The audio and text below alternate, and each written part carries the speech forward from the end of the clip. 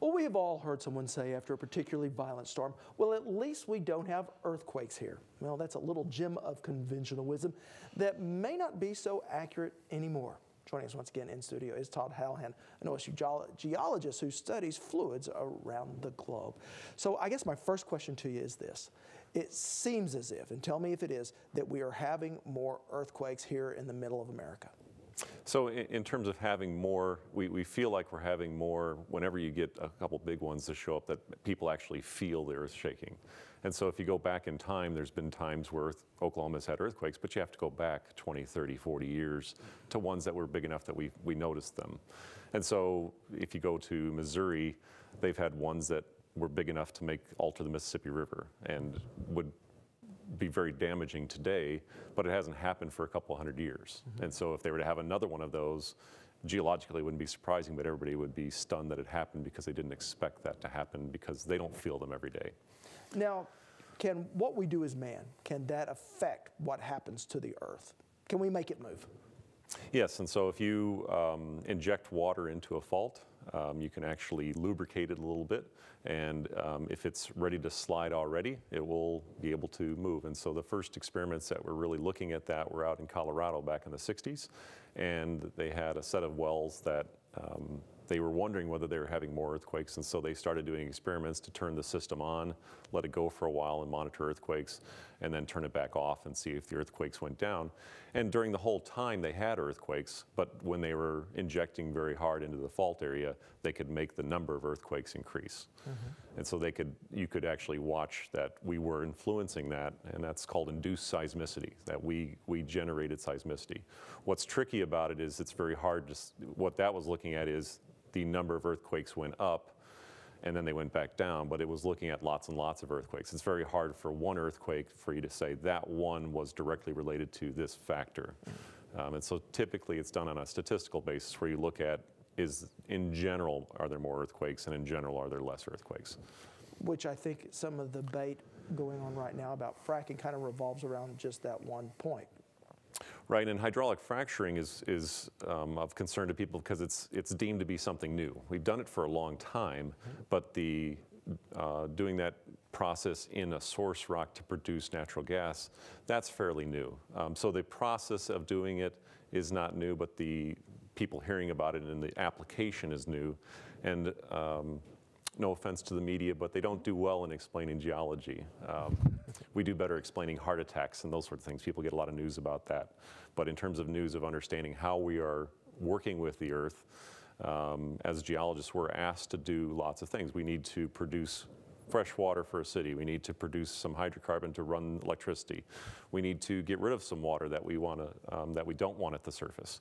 And so the hydraulic fracturing process, you can actually watch it by putting up seismometers, and you can listen to the cracks. Now you wouldn't feel that. It's called microseismicity. It's looking for really tiny vibrations and sounds that you can hear the rock crack. So if you've got sensitive instruments on the surface, you can hear that and monitor that process. And they do that because they want to know where it fractured so that they can get the optimal production. The concept that produces really big earthquakes, it's pretty hard to get it to do that. So what the concern typically is on that part of that process is you often create a fair bit of produced water. And so that's the water that comes out after you're done with that process, and while you're producing the gas, you will get flowback of fluids, and that's what we call produced water. Typically, that's not great drinking water. Typically, it's got a lot of salt in it, and it's stuff that was from depth, and so they look for places to put it back to depth if possible. And in Oklahoma, we have a lot of places where that's done, and we refer to those as injection wells, and those are under a lot of regulations about how they're constructed, how you put the fluid down into the subsurface, and then how you monitor that. Over time, you learn new things, and so we've injected millions and millions of gallons into the subsurface in Oklahoma to put petroleum-produced fluids that aren't oil and gas. People think about an oil well as something that produces oil, but it actually produces a fair bit of water as well. Mm-hmm. And so you look for places to take that salty water and put it back into the subsurface. And so in Oklahoma, we use injection wells a lot. We've done that for many, many years. And the question is whether some of the places we've put them now or the rates that we're injecting, is there a problem with that? And do we need to either be careful about where we place them in terms of the current process of investigation versus maybe we need to do a few more steps of investigation before we place one? Or is it a matter of we've got to be more regulatory about how we might put the fluid there so that it's easing it into the earth instead of pushing it in the earth too hard? Yeah, and that's the rate that you're talking about. Right. Because with a lot of the hydraulic fracturing, they're putting a lot of fluids really quickly. Well, on the hydraulic fracturing side, to create the production well, you're trying to break the rock. I mean, hydraulic fracturing is your intent is I'm going to put enough fluids into this spot in order to actually crack this rock. And so that's done, but what's done is in very, very localized area, they actually break it in a bunch of little pieces because it's actually not that easy to break it. And you also want to be controlled about it because you want to create the fractures right around your wellbore to be productive. You don't make money if you fracture it inappropriately. You lose a lot of money. And so there's no drive for the industry to frack poorly, because if they were going to do hydraulic fracturing and cause cracks at one places that they couldn't produce, it was a lot of wasted energy and resources for them. So it's done in stages, and you stage through there. And that typically you can, by monitoring these systems and monitoring when it's done, you can demonstrate pretty clearly. It's pretty hard to generate anything of a large seismic. It's when that produced stuff comes out of the well and you've now got, wait a minute, I've got natural gas that I want, but I've also got water that I don't want because the quality is too low. You have choices. And so when you're going to get rid of that water, if you're up in Pennsylvania area where they're also doing hydraulic fracturing for the Marcellus Shale, there they don't have good places to inject water. And they haven't done that for a bunch of years. And so geologically, they're a little stuck in terms of, I don't have any place to put this water that is not of drinking water quality. So in Oklahoma, we can say, well, let's put it back in the ground. We've got places that will accept it. In Pennsylvania, they really don't. And so you think about, well, we could truck it to Ohio. Well, now you're going to spend a lot of money moving water around and spending all the fuel, spending all the time on the road, damaging the road with truck traffic in terms of that application. So what they do there is they say, okay, well, what we're going to do is, since we spend so much to truck it, let's spend more and try to clean it on site.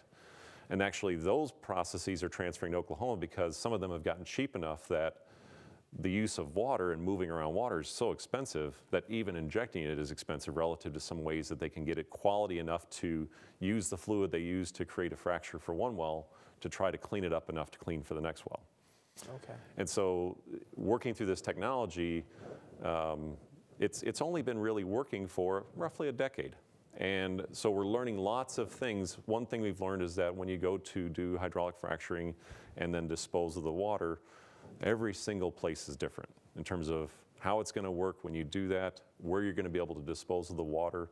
All those processes, there's no one formula that you could say, you know, if we're going to regulate this, make these 10 rules. Because every bit of the geology is a little bit different and the disposal options are different. But for Arkansas and Oklahoma, there's been some increased seismicity. There's questions about whether it was induced seismicity. And so there you go, okay, well, these states that are using disposal wells, we're going to want to look a little more carefully.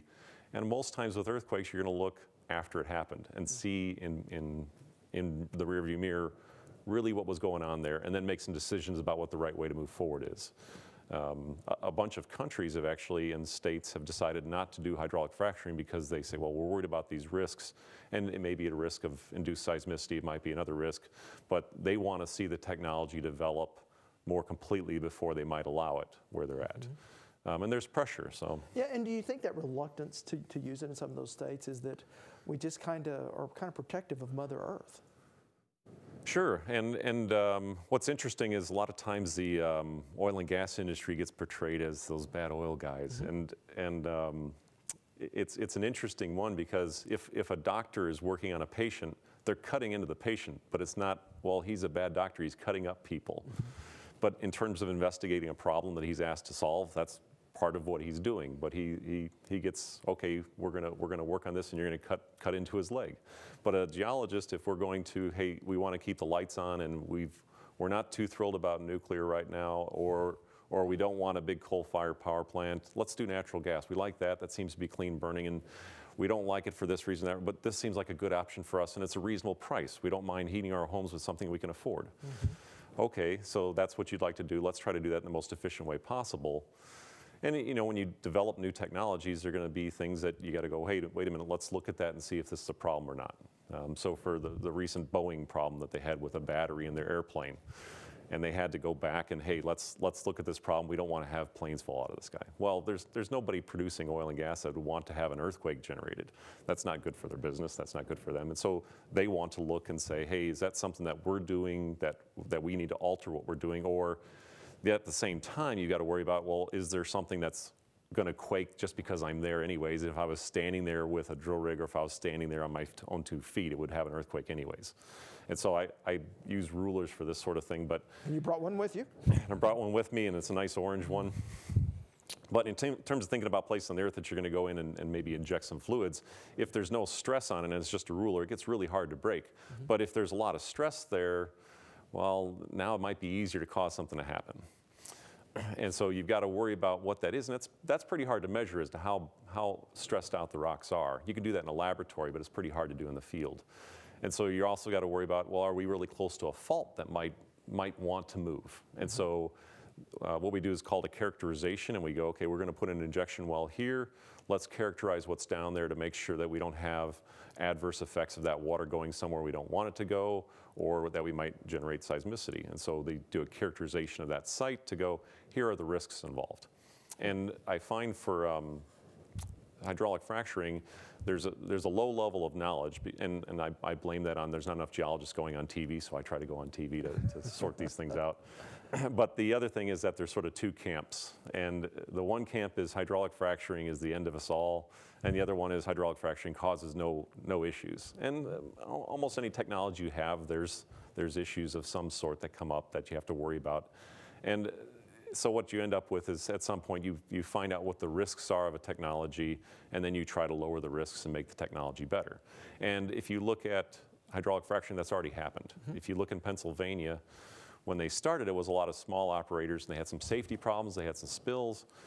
Well, now they have a lot bigger operators in there, and some Oklahoma companies in there. And once they brought in larger companies, well, now their safety protocols and their protocols for everything they do are at a higher level, and a lot of things have gone down. And now some people in New York are going, hey, we would like to have hydraulic fracturing like those folks in Pennsylvania do because of the economic impact.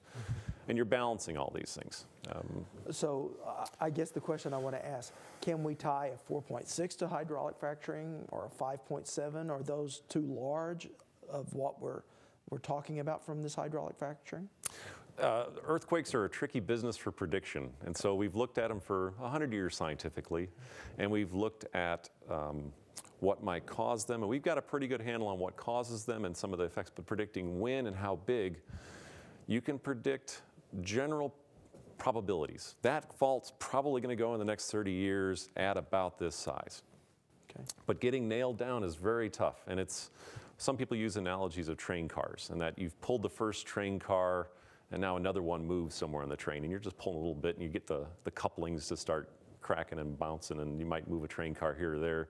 But when you first start in that train car, it's not smoothly rolling along. You've got pieces and parts of the train moving. And so when you try to predict which car goes and how big it's going to go and how much movement's going to be there, we've had nobody successfully predicting earthquakes. I mean, we just had some of our colleagues in Italy were actually thrown in jail because they didn't predict an earthquake. Okay. And they came on TV, or they talked to the newspaper, and they said, we're seeing some small earthquakes. Do we know there's going to be a big one now? And they had some precursor earthquakes to a larger one. And they said, we don't have any evidence saying that these small ones will lead to a big one. And a big one happened, and so they've thrown them in jail because they didn't say we're going to have a big one. Well, they functionally couldn't predict it, but they were the ones being asked. And so it makes geologists a little nervous to come on TV, either to talk about hydraulic fracturing or talk about earthquakes, because there's now examples in the world of geologists being thrown in jail because they talked about the technical issue, but didn't make a prediction that people felt like they should be able to make. Well, nervous or not, I thank you for being here, Todd. Thank you.